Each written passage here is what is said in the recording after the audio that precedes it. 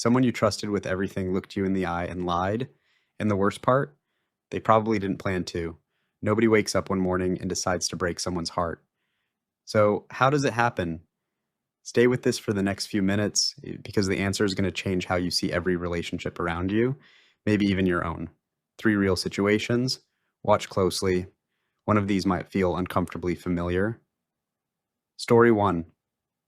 Riya and Arjun together for 4 years. He works late. She stopped asking about his day because the answer was always the same.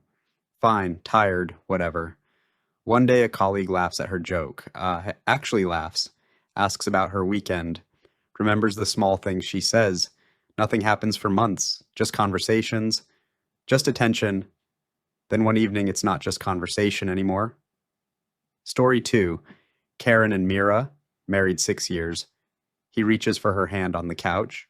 She pulls away. He hugs her from behind while she's cooking. Not now, Karan. He plans a night out. She's too tired. Again, and again, and again. Every single attempt at closeness, rejected, until he stops trying. They sleep in the same bed, like two strangers sharing a hotel room. Then one day at work, a colleague touches his shoulder while laughing at something he said. Just a touch, and it hits him like electricity. That's how starved he is. That's the moment everything becomes dangerous. Story 3, Ananya and Vikram, 10 years of marriage, and here's what nobody knows. 7 years ago, Vikram cheated on her. She found the messages, she screamed, she cried. And then for the kids, for the family, for everyone watching, she forgave him. Or at least she said the words. But forgiveness you force is a wound you bury alive. Every anniversary, every I love you, that wound whispered underneath, you weren't enough for him. So when someone at her gym started making her feel wanted, truly wanted, something inside her didn't resist. Part of her even wanted Vikram to find out. She wasn't falling for someone new. She was bleeding from something old. So here's the question. Pause and actually think. Who is the villain in these 3 stories? Type your answer in the comments right now before you keep watching. Seriously, who? Because here's the uncomfortable truth. In most cases, the affair isn't really about the other person. It's about a hole, a gap between what someone desperately needs and what they're getting. And cheating is the worst possible way of filling it. Ria's story isn't about attraction. It's about attention.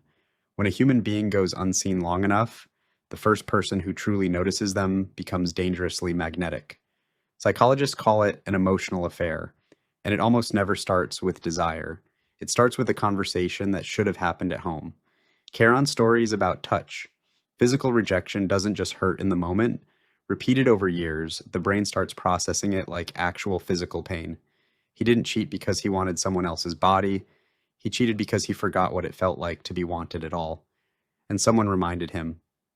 And Ananya? Hers cuts the deepest. Because betrayal that gets buried instead of healed doesn't disappear. It waits. Some people cheat not to feel pleasure, but to take back power, to make the scales feel even, to finally stop being the one who got hurt. It never works. 2 wounds don't make a healing. Now, there are just 2 broken people instead of 1. 3 stories, 3 completely different reasons. And notice what's missing from all of them. A simple villain. That's what makes cheating so devastating. It's rarely one evil person and one innocent one. It's usually 2 people who stopped talking about the things that mattered until one of them talked to someone else. But hear this clearly. A reason is not an excuse. Feeling ignored is human. Feeling starved is human. Feeling betrayed is human. Choosing to lie about it is a decision. Understanding the why never erases the choice. So, what do you do with all this? If you're in a relationship, ask yourself one question tonight. When did your partner last feel truly seen, truly wanted, truly safe with you? Because affairs don't start in bedrooms, they start in silences, in pulled away hands, in wounds everyone pretended were healed. If you've been cheated on, this was not your fault. Their gap, their choice, their betrayal. You can understand the psychology without ever carrying the blame. And if you feel a pull towards someone outside your relationship right now, that pull is information. Something is missing or something is still bleeding. Bring it home first. Say the uncomfortable thing to your partner before you say anything to a stranger. That one conversation has saved more relationships than any grand gesture ever will.